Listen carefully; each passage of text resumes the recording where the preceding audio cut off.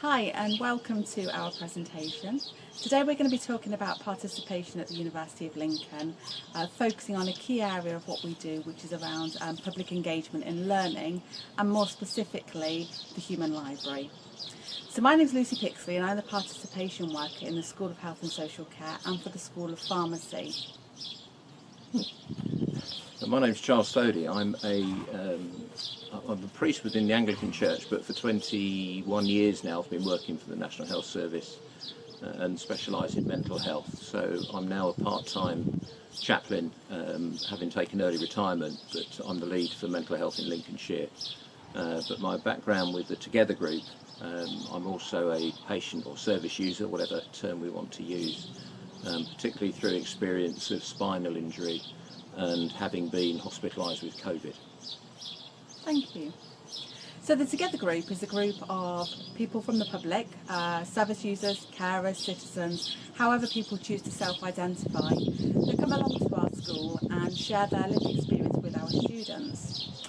Charles, why do you think it's important that we share experiences with our students? Because I think as much as they study academically very well, I think learning from people with lived experience, which I think is the term now, certainly gives them that extra edge, in my opinion.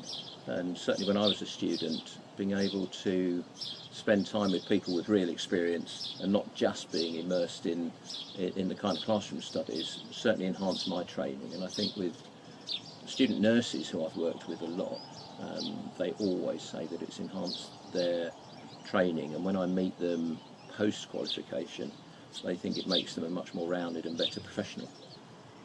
So thinking about sharing then, as Charles has already said, he is a chap with his own experience of spinal injury.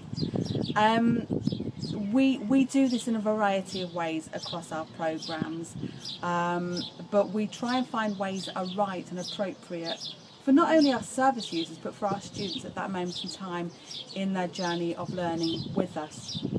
The thing we're going to talk about today much more clearly though and focused is the Human Library. The Human Library is an international movement and it is designed to unjudge people, which might feel like an unfamiliar term. But I guess if we were to turn it on its head, what it's aimed at doing is thinking about how every single one of us has unconscious bias. And when we look at people and we meet people, we're making assumptions about people. In the Human Library at the University of Lincoln, what we're trying to do is create spaces, safe spaces, to generate dialogue. Charles, what's your experience been of human libraries?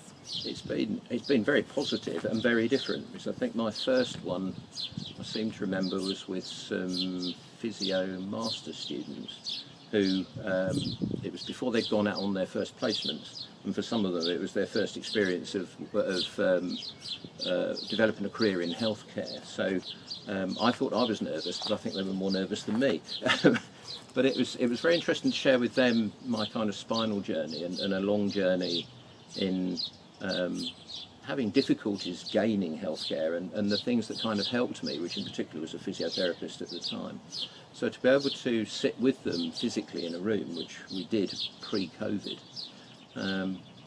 and to be able to give them a kind of live case study that was still very raw at the time. I think I'd only been out of hospital for about a year with back surgery. And then for them to engage and ask questions face to face, for both of us, I think was incredibly useful. But they've certainly reflected since, when I've met them, that they found that to be invaluable, particularly when they then went on to placements where they might have been involved with spinal patients. Absolutely.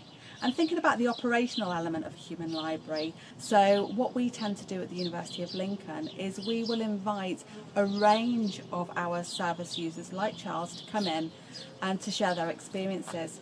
So in some instances it might be appropriate that we bring in people that just want to come in and talk about their experiences, and for me that's very much focused at our first year students who are nervous, I would say. They're a little apprehensive about asking questions, but of course in their careers they're going to need to use their voice, and that's going to be a really important tool for them. And it's possibly something we can't necessarily teach. So if we could create the space for them to just build confidence and learn to generate some very basic questions that ultimately build rapport with people. I think that's really important. So on a practical level, we might bring in maybe up to 8 service users, and we will split our students into small groups. And then we will, very much like speed dating, I suppose, provide 20-minute slots or thereabouts for those groups to rotate and strike up conversation very fast. Charles, have you ever been asked questions that's felt a little uncomfortable for you? I think some of the more difficult questions I was asked is when we did an online human library, and I'd been hospitalised with COVID and had been sort of critically ill. And students did feel able to ask some very personal questions about what was it like to be facing death and sort of staring it in the face, really. That was tough. It was very emotional to do, but I think it was still the right thing to do, and I'm glad they asked the questions, really, because again, in a real life situation, they would be having to face somebody who is in that situation, and that's hard for them to cope with as well. I certainly encourage students to be bold and to ask whatever questions are at the front of their mind. There's always a caveat attached to these. If we go to the library and we borrow a book, then we're making that contractual agreement with the library that we're not going to bend pages and damage. And we should be returning those books to the shelf in just as good a condition as we took them out.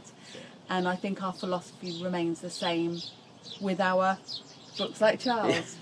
And do you recall, did she give you any feedback on whether it did in fact enhance her learning? Actually, yeah. She did it in a very nice way, because when she'd asked me if she could sit in, and I said yes, she said, oh, thank goodness for that, because we learnt so much from the human library, but now I'm actually sitting on a consultation proper with a patient who actually I've already met. And she was reflecting a lot on human libraries in particular and how valuable they've been to her, particularly in her first year. Absolutely. And I think that as a person who coordinates and facilitates these human libraries, nothing like receiving feedback, but it's when you see it in practice that you know that it really did stick with them, because it's had that longer term impact.